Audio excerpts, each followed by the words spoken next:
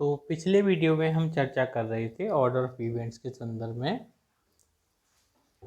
Order of events मतलब sequence जिसका कि हमको डिस्कनेक्शन के दौरान ध्यान रखना है।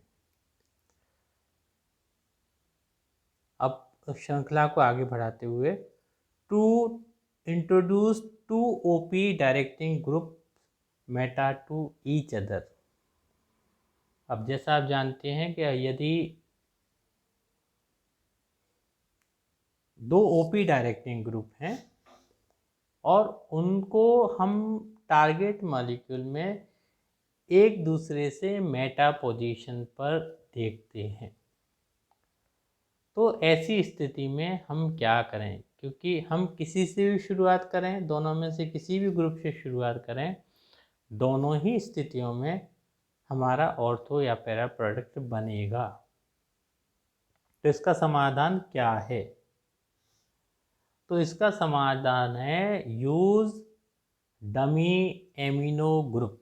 हम डमी एमिनो ग्रुप का इस्तेमाल करें।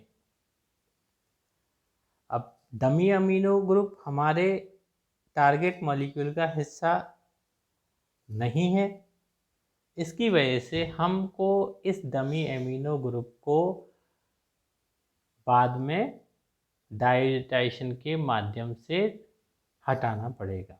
अर्थात डमी एमिनो ग्रुप को हम डायरेक्टाइजेशन के माध्यम से बाद में हटा देंगे, तो जो रिमेनिंग मॉलिक्यूल हमारे पास बच जाएगा वो रिमेनिंग मॉलिक्यूल हमारा टारगेट मॉलिक्यूल होगा। तो ऐसी परिस्थिति जिसमें कि दो ओपी डायरेक्टिंग ग्रुप एक दूसरे से मेटा हों, उस केस में हमको डमी एमिनो ग्रुप का इस्तेमाल करना पड़ेगा। ये बेहद इम्पोर्टेंट टॉपिक है, सामान्यतः परीक्षा में पूछा जाता है। अब आप देखें कि ये आपके टारगेट मॉलिक्यूल संख्या 9। इस टारगेट मॉलिक्यूल में हम देखें कौन कौन से समूह हैं। एक COOH ग्रुप है, एक OH ग्रुप है और एक NH2 ग्रुप है। तो यहाँ पर इस टारगेट मॉलिक्यूल में 3 हमारे पास सब्स्टिट्यूएंट्स हैं, एक COOH, एक OH और एक NH2, जिसमें से COOH इलेक्ट्रॉन विड्रॉइंग ग्रुप है जो कि मेटा डायरेक्टिंग ग्रुप है। दूसरा OH ग्रुप है जो ऑर्थो पैरा डायरेक्टिंग ग्रुप है। तीसरा NH2 है जो कि खुद ओपी डायरेक्टिंग ग्रुप है। अब आगे आने वाले में सेगमेंट में हम देखेंगे कि जब इस मॉलिक्यूल में एक OH ग्रुप तथा एक COOH ग्रुप, अगर हम NH2 समूह को हटा करके देखें तो सैलिसिलिक एसिड की संरचना है। तो ये सैलिसिलिक एसिड इसके लिए रेडिली अवेलेबल स्टार्टिंग मटेरियल हुआ, इसको हम फर्दर डिस्कनेक्ट नहीं करेंगे। हम सैलिसिलिक एसिड से ही शुरुआत करेंगे। अब यहाँ पे देखें कि 3 समूह हैं, COOH, OH और NH2।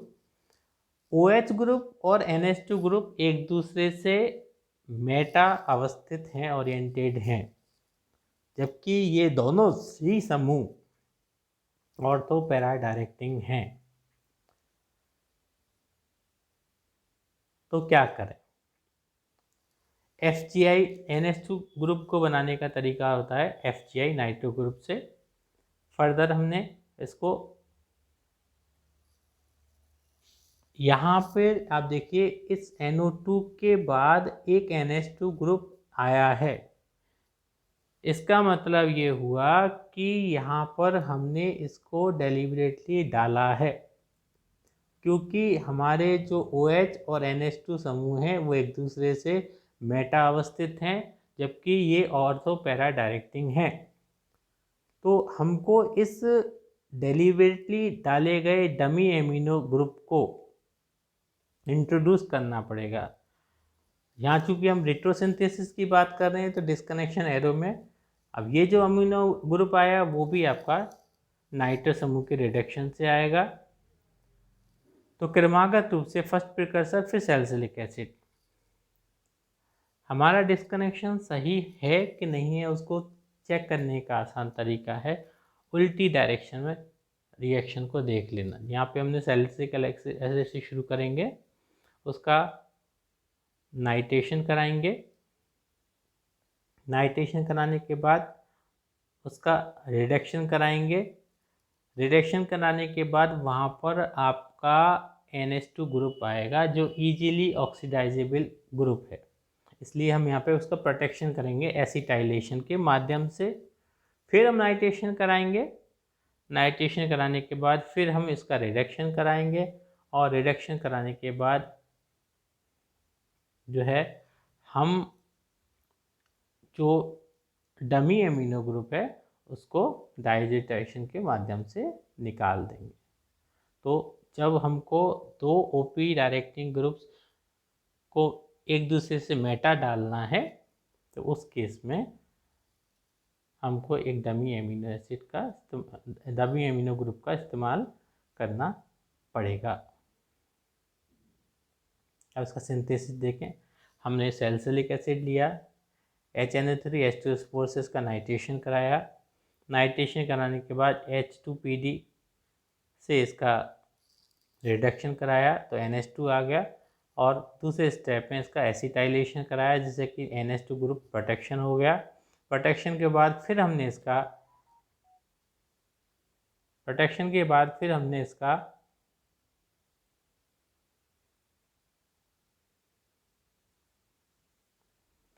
प्रोटेक्शन के बाद हमने फिर इसका जो है नाइट्रेशन कराया H2SO4 HN3 के माध्यम से, और फिर इसका जो है इसमें अपन हाइड्रोलिसिस कराया। यहाँ पे ध्यान रखने की बात यह है कि हम रिडक्शन नहीं करा रहे हैं। अगर रिडक्शन करा देंगे तो डाइजेटेशन के पश्चात दोनों की दोनों एमिनो ग्रुप हट जाएंगे, इसलिए यहीं पे हमने इसको हाइड्रोलाइज किया। हाइड्रोलाइज करने के बाद जो बना हुआ नाइट्रो ग्रुप था उसको हम रिड्यूस करेंगे और उसके बाद हमारे पास टारगेट मॉलिक्यूल 9 प्राप्त हो जाएगा। तो जब हमको दो ओपी डायरेक्टिंग ग्रुप एक दूसरे से मेटा डालने हों तो उस केस में हमको डमी एमिनो समूह का इस्तेमाल करना चाहिए। बाद में इस डमी एमिनो ग्रुप को हमको हटा देना है। Difficult to add groups, do not disconnect group. जैसा इससे पहले वाले एग्जाम्पल हमने देखा कि सैलिसिलिक एसिड से हमने इस्तेमाल किया क्योंकि वहाँ पर OH ग्रुप और COOH ग्रुप दोनों को इस्तेमाल करना हमारे लिए थोड़ा सा, इस दोनों को डालना ऐड करना हमारे लिए थोड़ा सा मुश्किल है। डू नॉट डिस्कनेक्ट ग्रुप, हम ऐसे केस में उन ग्रुप्स को डिस्कनेक्ट नहीं करते हैं। Use starting material containing the group, उन ग्रुप को रखने वाले स्टार्टिंग मटेरियल का से शुरुआत करते हैं। अब यहाँ पे देखिए हमने यहाँ पे जो समूह है उन समूहों को, हर समूह को डिस्कनेक्ट नहीं किया है, बल्कि हमने टारगेट मॉलिक्यूल प्रिकर्सर 5 से हमने शुरुआत की है जिसमें कि दोनों की दोनों जो डिफ़िकल्ट टू ऐड ग्रुप्स हैं वो मौजूद हैं। और हमारा आपका दूसरा, search for combination of group present. पहली बार जैसे पहले वाले ने देखा कि डिफ़िकल्ट टू ऐड ग्रुप्स को हम नहीं डालते हैं जब तक कि बहुत आवश्यक नहीं हो, बल्कि उस ग्रुप को रखने वाले पदार्थ से ही शुरुआत कर देते हैं। अब यहाँ पे उसी का एक्सटेंशन है, search for combination of group present. अगर वहाँ पर कॉम्बिनेशन ऑफ ग्रुप मौजूद हो और उनसे संबंधित रेडिली अवेलेबल स्टार्टिंग मटेरियल मौजूद हो तो हम वहीं से शुरुआत करें। जैसे इससे पहले वाले एग्जाम्पल में डमी एमिनो एसिड वाले एग्जाम्पल में हमने शुरुआत की थी सैलिसिलिक एसिड की। डायजोटाइजेशन वाले एग्जाम्पल में हमने शुरुआत की थी बाइफेनिल से। हमने बाइफेनिल को डिस्कनेक्ट नहीं किया फर्दर, हमने उन पदार्थों का ही इस्तेमाल कर लिया। इसी प्रकार से हम सैलिसाइड का इस्तेमाल कर सकते हैं। इसी प्रकार से अन्य पदार्थों का हम इस्तेमाल कर सकते हैं। सारी ग्रुप्स को जोड़ने की हमको आवश्यकता नहीं है। अवॉइड सीक्वेंस, कौन सी sequence? Leading to unwanted reaction at other sides of the molecules. हमको वो सीक्वेंस बचानी है जो कि दूसरी साइड्स पर अनवांटेड रिएक्शंस देती हैं। उदाहरण के तौर पर the nitration of benzaldehydes gives only 50% m nitrobenzaldehyde. Benzaldehyde का नाइट्रेशन एक्सपेक्ट तो हम ये करते हैं कि वो 100% होगा, लेकिन वो 50% मेटा नाइट्रोबेंजोइल्डिहाइड देता है। यहाँ पे ध्यान रखें, बेंजोइल्डिहाइड अपना इलेक्ट्रॉन, बेंजोइल्डिहाइड में CHO एक इलेक्ट्रॉन विड्रॉइंग ग्रुप है, जिसकी वजह से नाइट्रेशन में मेटा प्रोडक्ट बनेगा, लेकिन ये मेटा प्रोडक्ट भी 50% हो जाता है। Since the nitric acid oxidises CHO to COOH, क्योंकि नाइट्रिक एसिड एक अच्छा ऑक्सीडाइजिंग एजेंट है जो कि CHO समूह को नाइट्रेशन के दौरान COOH में कन्वर्ट कर देता है। अब ऐसी समस्या का समाधान क्या है? So we nitrate benzoic acid, तो पहले हम बेंजोइक एसिड का नाइट्रेशन करते हैं and reduce COOH to CHO, और बाद में हम COOH समूह को रिड्यूस करके CHO समूह में परिवर्तित कर देते हैं। तो इसलिए avoid sequence leading to unwanted reaction at other side of the molecules. Unwanted reactions को हमको बचाना है। अब इस उदाहरण को देखें। यहाँ पर टारगेट मॉलिक्यूल 15 पर फोकस करें, जिसमें 3 समूह इस टारगेट मॉलिक्यूल में मौजूद है। पहला OET, सबसे टॉप पे OET, फिर उसके राइट मोस्ट में CH2Cl, और फिर नीचे की तरफ OET के पैरा पोजीशन पर नाइट्रो ग्रुप। अब यहाँ से हम 2 प्रकार से इसको डिस्कनेक्ट करें। हमने OET से डिस्कनेक्ट यहाँ पे नहीं कर रहे हैं, क्योंकि अभी ऊपर हमने देखा कि डिफ़िकल्ट टू ऐड ग्रुप्स को हम डिस्कनेक्ट नहीं करते, बल्कि उस समूह को रखने वाले पदार्थ से ही हम अपनी शुरुआत करते हैं। और यहाँ पे 2 डिस्कनेक्शन हमारे पास उपलब्ध हो गए। पहला हमने A को A से डिस्कनेक्शन करें, तो A से डिस्कनेक्शन में नाइट्रो ग्रुप गया, CH2Cl मौजूद हो गया। फर्दर हमने OET रखा और इसको भी डिस्कनेक्ट कर दिया, तो A का डिस्कनेक्शन ऊपर वाला हो गया। B के डिस्कनेक्शन में हमने पहले CH2Cl को डिस्कनेक्ट किया, उसके बाद हमने NO2 को डिस्कनेक्ट कर दिया। तो हम कौन सा चुनेंगे? हम B चुनेंगे। क्यों? क्योंकि अगर हम उल्टी रिवर्स प्रोसेस में देखें कि यहाँ पर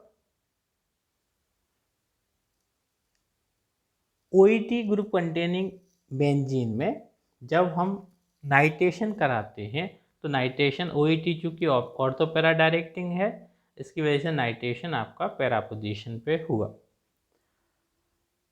अब हमने इसका क्लोरोमिथाइलेशन कराया, तो उसके फलस्वरूप हमको टारगेट मॉलिक्यूल प्राप्त हो जाएगा। ए के साथ ड्रॉबैक ये है कि जब हमने OET से शुरू किया,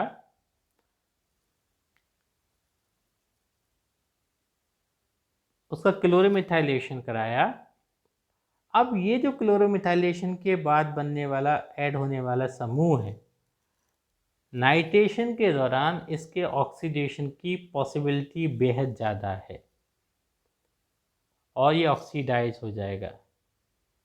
इसकी वजह से हम यहाँ पर नीचे वाला B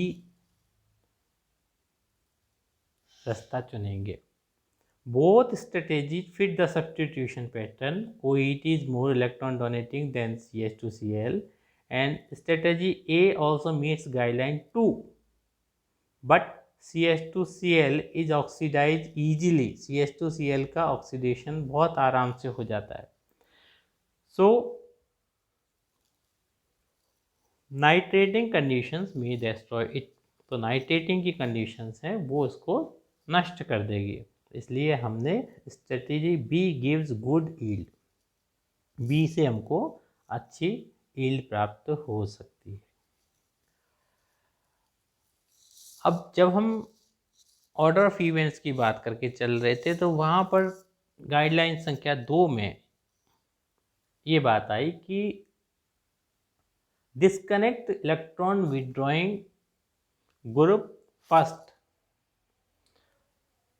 They are introduced last in the step in the synthesis. और ये हम इसलिए करते हैं क्योंकि इलेक्ट्रॉन विड्रॉइंग ग्रुप रिंग को डीएक्टिवेट करते हैं. अब यहां पे हम क्या करें, we can disconnect nitro group first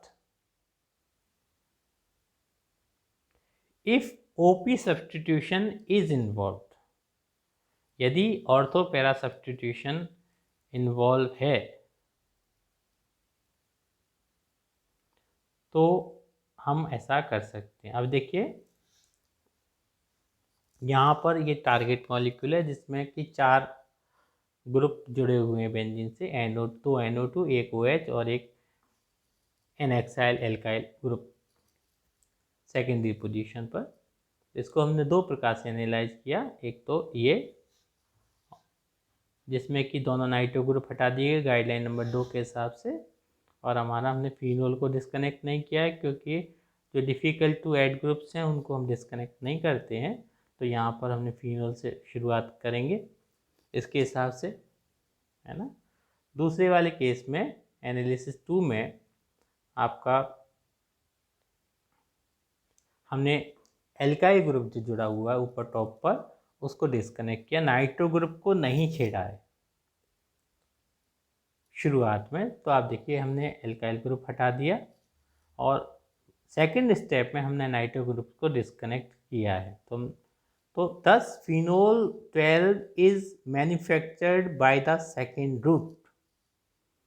तो हम यहाँ पर सेकेंड रूट चुनेंगे क्योंकि यहाँ पर जो OH और सेकेंडरी एल्काइल ग्रुप जो मौजूद है टॉप पर वो एक दूसरे से ऑर्थो पैरा डायरेक्टिंग है. साथ ही साथ ये इस मॉलिक्यूल में, इस टारगेट मॉलिक्यूल में मौजूद नाइट्रो ग्रुप के मेटा भी है और नाइट्रो ग्रुप मेटा डायरेक्टिंग है. इसकी वजह से हमने इसको यहाँ डिस्कनेक्ट किया है. तो इसका सिंथेसिस देखें. हमने सबसे पहले शुरुआत की फिनोल से, फिर इसका नाइट्रेशन कराया, फिर इसका एल्काइलेशन कराकर हमारा टारगेट मॉलिक्यूल 17 प्राप्त हुआ, जिससे कि फर्दर प्रोसेसिंग से हम टारगेट मॉलिक्यूल 18 को प्राप्त कर सकते हैं. Thanks for watching the video.